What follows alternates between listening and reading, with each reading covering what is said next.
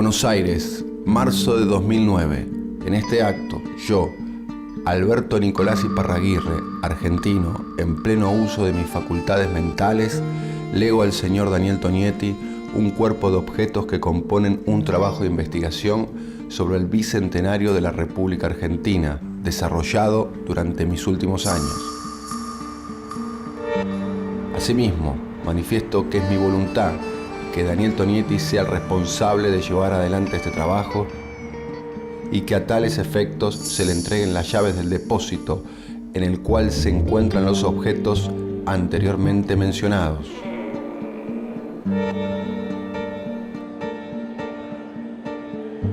En el lugar encontrará 13 cajas. Las mismas se encuentran ordenadas por temas y contienen todo aquello que juzgué necesario para que, en 13 fascículos, se pueda reflexionar sobre los 200 años de la historia argentina. Es mi deseo que la serie lleve el nombre ¿Qué supimos conseguir? Una mirada sobre el bicentenario.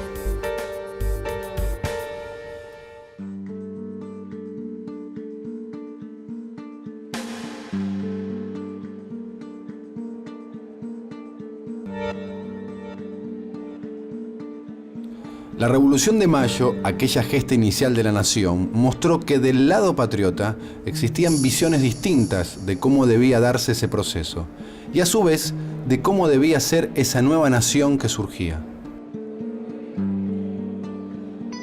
El clima revolucionario estaba envuelto por dos factores: la lucha contra el decadente imperio español y al mismo tiempo esa pronta división interna entre morenistas y saavedristas del lado patriótico. Así fue como, desde el principio, Argentina estuvo atravesada por movimientos políticos, por fuertes luchas en las que se disputaban proyectos antagónicos. A partir de nuestra independencia, la historia del siglo XIX estuvo marcada por convulsiones internas, por la tensión dominante entre unitarios y federales, entre librecambistas y proteccionistas, o más tarde, entre federales y liberales. Y cerró su ciclo con la aparición de la UCR, el primer partido político moderno con alcance nacional. Lo cierto es que hay quienes proponen que nuestra historia es sencilla. Según esta versión de las cosas, desde siempre existieron dos bandos enfrentados, dos modelos exactamente opuestos, dos Argentinas.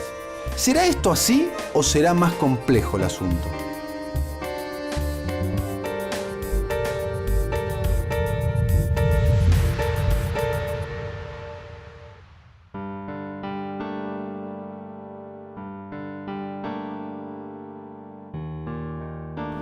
No debe confundirse la lucha entre grupos reaccionarios con la lucha de liberación que el pueblo lleva adelante en forma rudimentaria.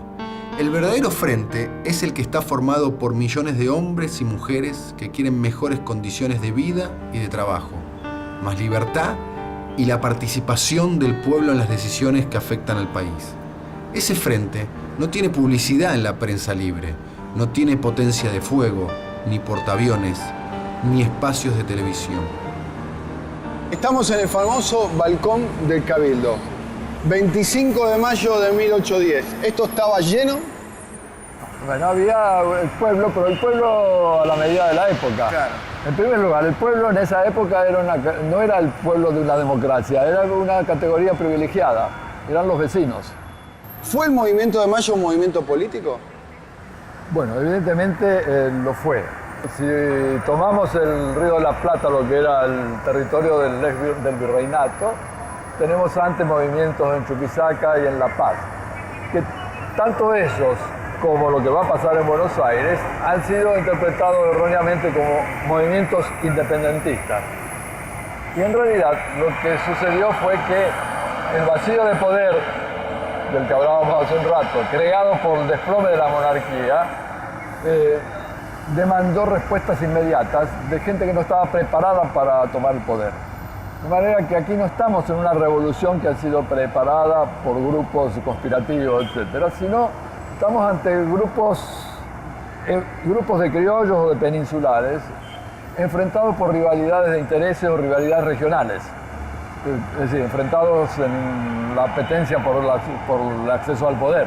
pero de alguna manera por un programa independentista. La gente que aspiraba a la independencia era una minoría y el resto era gente que no sabía bien qué hacer. No sabía bien qué hacer porque no se sabía si Napoleón iba a durar mucho tiempo o no, si la monarquía había terminado definitivamente o no. José, ¿había tensiones internas dentro del gobierno de Mayo? Sí, por supuesto. Vení que te quiero mostrar algo por acá. Lo más conocido es la rivalidad entre Saavedra y Moreno. Podríamos incluir a Castelli, fiel colaborador de Moreno. Es una puja por el poder en función de discrepancias, podemos llamarlas ideológicas, muy notables, ¿no? Saavedra es una persona más conservadora, es un jefe militar en una sociedad muy escindida en distintos sectores, y Moreno representa una tendencia que algunos llaman jacobina, pero esto es un exceso, que más favorable al desarrollo de medidas igualitarias. Esta puja se resolvió a favor del que tenía más poder de hecho, que más, sobre todo el poder militar. Y Moreno tuvo que apartarse.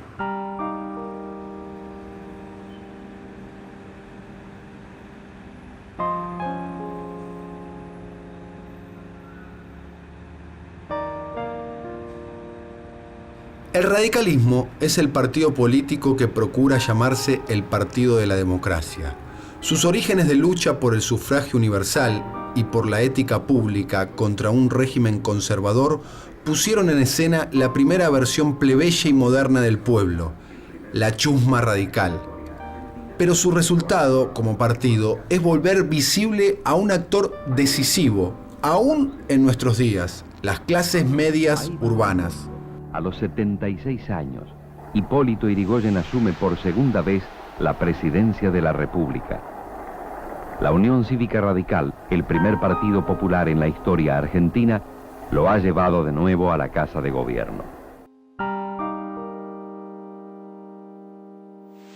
Para entender el origen del radicalismo es preciso tener una noción de qué contexto estamos hablando. Estamos hablando de un periodo finisecular, fines del 19, una sociedad cuyo liderazgo, cuyas élites dominantes habían entrado en un creciente colapso, alimentado asimismo por las crisis cíclicas del capitalismo naciente.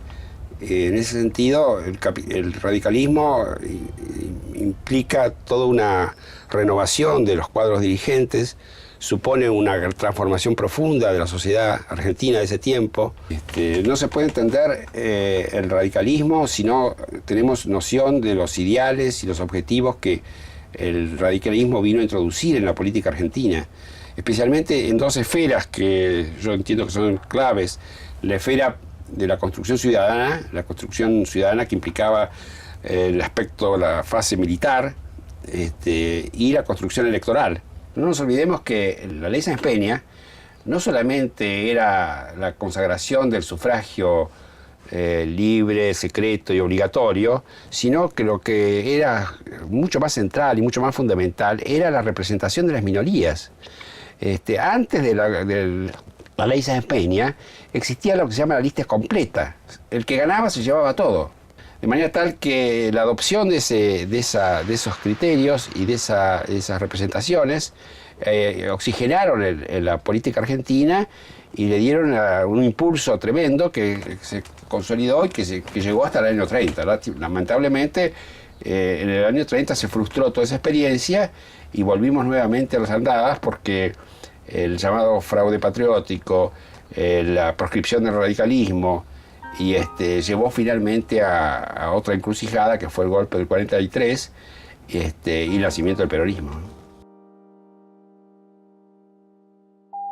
Bueno, queridos oyentes, ahora voy a poner al aire un clásico para todos los radicales que andan por ahí. Escuchen bien. Unión Cívica, de Domingo Santa Cruz.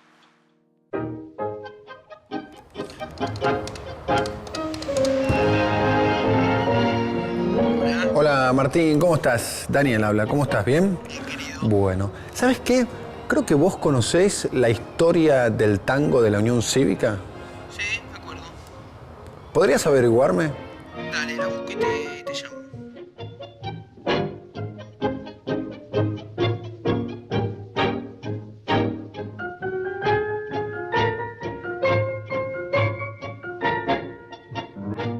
Los grandes partidos mayoritarios, tanto el radical como el peronista, quizás eclipsaron la importancia fundamental de la tradición de izquierda en la Argentina. El origen de las organizaciones de la clase obrera, las distintas versiones del socialismo y el anarquismo, o el papel decisivo del Partido Comunista en la década de los 30, son una historia subterránea que merece ser contada. En los años 60 y 70, con la influencia continental de la Revolución Cubana y con un clima de cambios a nivel mundial en plena Guerra Fría, las juventudes dieron un nuevo aliento a la izquierda argentina en todas sus versiones. A las más tradicionales banderas se sumó el condimento guerrillero con centro en la figura de Ernesto Guevara, el Che. Y de igual manera, a las filas de los grandes partidos se incorporaron jóvenes que intentaban adaptarlos a los nuevos tiempos.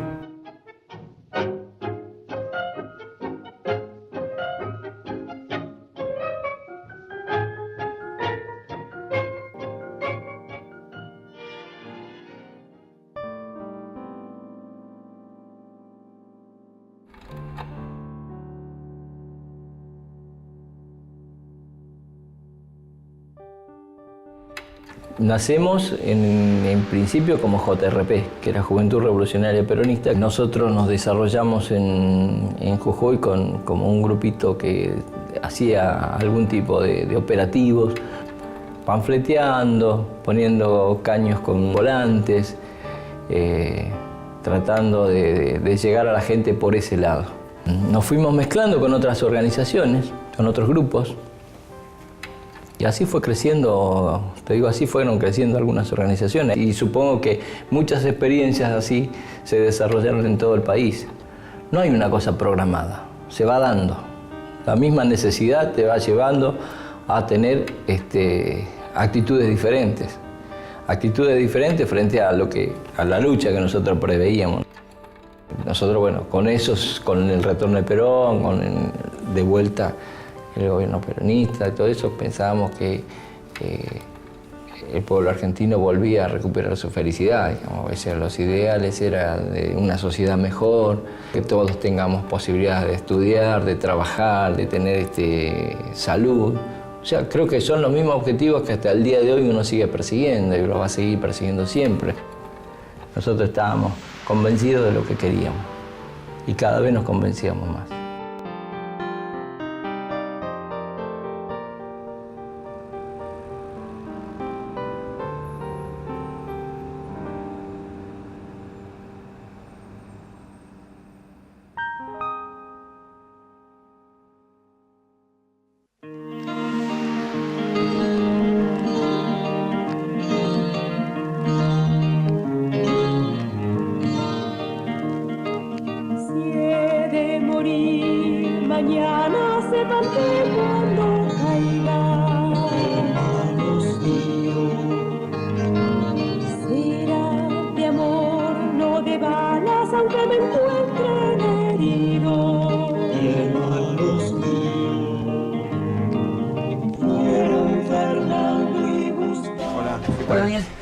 ¿Bien? ¿Cómo te va? Bien. ¿Por qué me citaste en este lugar? ¿Qué es este lugar? Bueno, mira, esto globalmente, la casa es del CEDINCI, que es un centro de documentación que creamos hace casi 12 años con algunos colegas historiadores y donde nos propusimos reunir documentación política y cultural de la historia de las izquierdas y los movimientos sociales en nuestro país. ¿Cuándo se empieza a hablar de izquierda en nuestro país? ¿A partir de qué momento? Yo te diría que es en 1890. Está una naciente clase obrera, de origen inmigratorio en ese momento, que también está excluida de todos los beneficios, que está excluida absolutamente del sistema. Así que llegó atraída por una promesa de ascenso social o por una promesa de acceso a tierras. El acceso a tierras nunca se dio. Y el proceso de ascenso social se vio cada vez más reducido y bueno, y el acceso a los derechos políticos se vio reducido por un régimen sumamente excluyente que no daba espacio a esa clase obrera que era de origen inmigratorio. Entonces, el 1 de mayo de 1890 se hizo, podríamos decir, la primera manifestación obrera en la Argentina, en sintonía con las manifestaciones del 1 de mayo que se dieron simultáneamente en las principales capitales del mundo. Yo te diría que hay un primer momento a donde la historia de la izquierda argentina se confunde con la historia de la formación del movimiento obrero. Yo te diría década de 1890, como hablábamos recién, década del 900, década del 10. Es un periodo de formación de un movimiento obrero moderno, de estructuras sindicales, de organizaciones mutuales, y en simultáneo de constitución de corrientes políticas en el seno del movimiento obrero, como la corriente anarquista, como la corriente socialista, y una tercera corriente hoy olvidada, pero que fue muy importante del movimiento obrero en la década del 10, en la década del 20, la década del 30, que fue la corriente sindicalista. Yo te diría que esto marca un primer ciclo al que podríamos agregar el surgimiento del comunismo a partir de la Revolución Rusa de 1917. Aquí se crea tan tempranamente como en enero del 18 lo que va a ser el Partido Comunista. El primer partido comunista fundado en Occidente, ¿no? Bueno, sí, fue el primero. Argentino. Fue el primero, efectivamente. Y se llamaba en ese momento Partido Socialista Internacional. Poco después va a cambiar su nombre por Partido Comunista. Pero enseguida va a adherir al movimiento comunista internacional, al bolchevismo, al Internacional Comunista, que se va a fundar en 1919. O sea, el Partido Comunista Argentino es anterior a la fundación de la Internacional Comunista, ¿no? Hay un segundo momento, en la década del 30 y los primeros 40, a donde la izquierda, de algún modo, crea otro gran movimiento social, también hoy olvidado, que fue el movimiento antifascista, que fue un movimiento de masas, que tenía sus periódicos, sus periódicos, sus revistas, sus movilizaciones. Horacio, ¿me puedes mostrar que tenías Mira. Veo muchas cosas raras acá en este escritorio. Esta es una revista que fue prohibida en su momento, que hacía el poeta comunista Raúl González Tuñón, a donde escribían todos los escritores de la época más comprometidos con la causa de la izquierda. Y esta, La Vanguardia. Este fue el diario histórico del socialismo, El Partido Socialista, que todavía sale. Es un diario creado en 1893 por el doctor Juan B. Justo. Bueno, este es un ejemplar del diario La Protesta, que también todavía sale y fue fundado por 1897. Es el famoso diario anarquista, tantas veces censurado, tantas veces perseguido, pero que llegó, igual que La Vanguardia, a ser diario en la época del auge de la cultura obrera de izquierda de la que hablamos recién. El peronismo protagoniza la política hace más de 50 años. Preguntarnos qué es el peronismo supone una vasta tarea intelectual cuya respuesta, para millones de argentinos, se encuentra en las entrañas. Los amores mayoritarios que despertó y que sobreviven, y los desprecios profundos hacia él, conforman una de las culturas políticas más intensas. No hay vez que alguien se tope con algún turista y que, entrando en confianza, no haga esta pregunta. Ya que estamos, ¿me podría decir qué es el peronismo?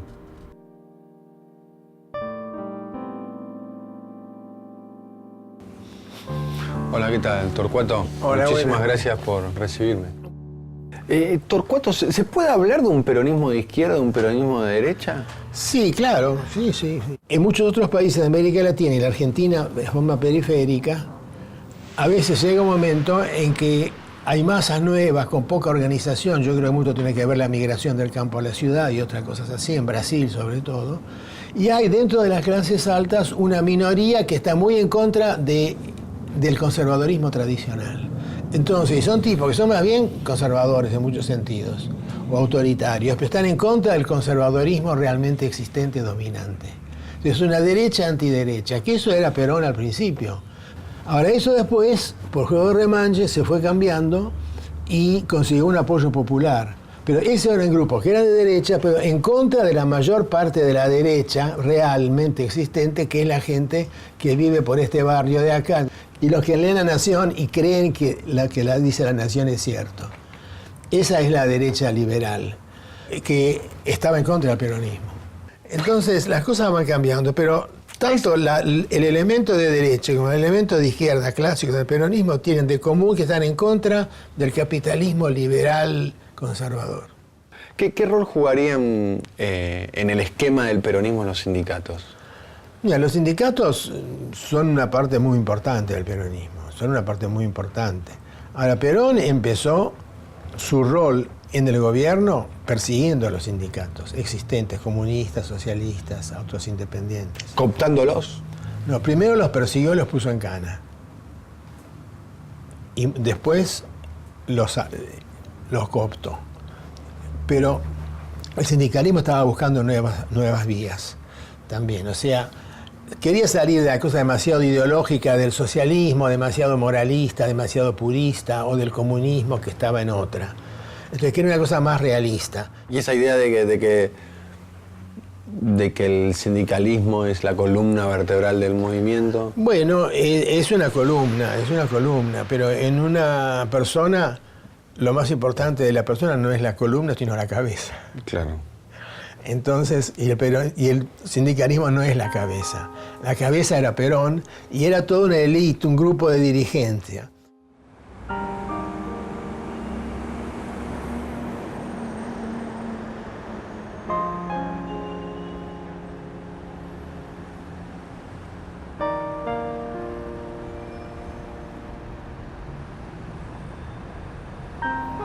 En un país y en una historia política donde la sociedad y la relación con los partidos no es exactamente armónica, piensen ustedes que entre 1930 y 1943, 30 y el 46, exactamente, febrero del 46 son las elecciones. En esos 16 años no hay una sola elección normal.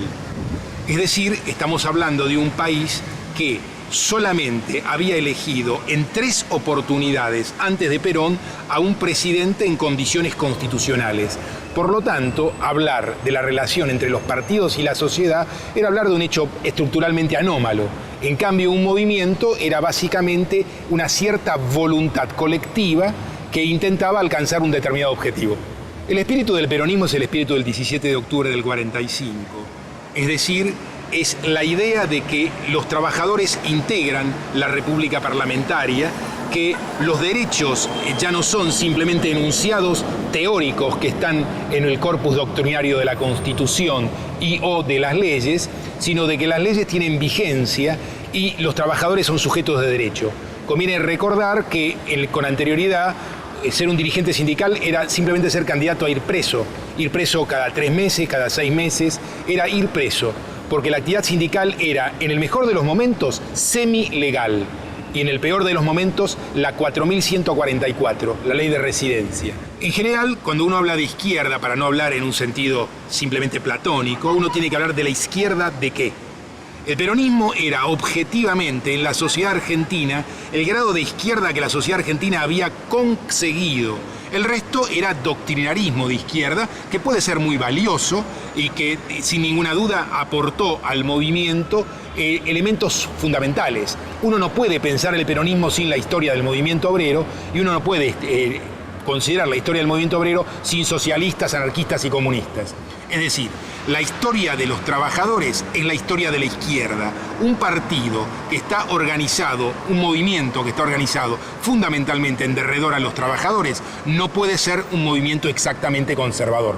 En la Argentina los conservadores son el fraude, la expropiación del derecho político de la mayoría, el golpe de Estado, es decir, el conjunto de instrumentos que permiten a una minoría gobernar contra la voluntad mayoritaria.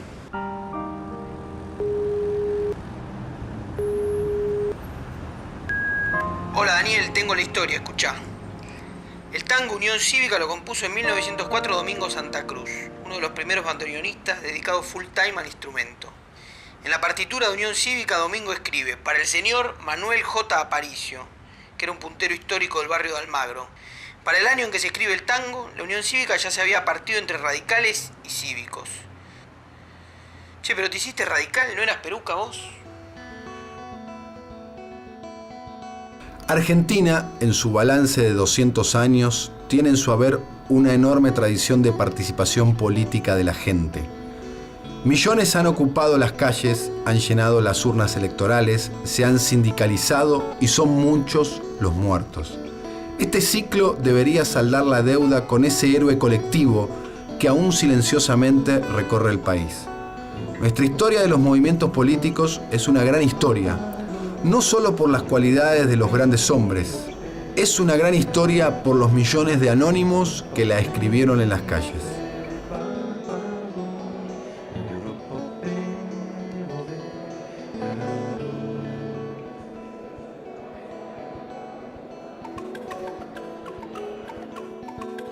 El principal problema de Argentina es que no se ha hecho lo que hace poco se llamaba la reforma política necesaria para permitir un real funcionamiento de la democracia representativa. En tomar conciencia de la importancia de la historia mundial, de reflexionar y comparar nuestra realidad con elementos procedentes del resto del mundo.